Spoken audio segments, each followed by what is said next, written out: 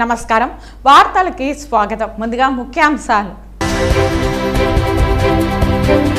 దామోదరం సంజీవయ్య జయంతి సందర్భంగా కలెక్టరేట్ నుండి వారి చిత్రపటానికి నివాళులర్పించిన తిరుపతి జిల్లా కలెక్టర్ లక్ష్మీష. కర్ణాటక నుండి అక్రమ మద్యం తరలిస్తున్న 2 వ్యక్తుల అరెస్ట్. వారి వద్ద నుంచి 1 లక్ష రూపాయల విలువైన 2400 టెట్రా ప్యాకెట్ల మద్యం, 15 లక్షల రూపాయల విలువ చేసే ఒక కారు స్వాధీనం వెల్లడించిన చిత్తూరు డీఎస్పీ రాజగోపాల్ రెడ్డి. పుల్వామా దాడిలో అసువులు బాసిన 40 మంది అమర జవాన్లకు ఘనంగా నివాళి అర్పించిన బీజేపీ నాయకులు. టీడీపీలోకి జోరందుకున్న వలసలు.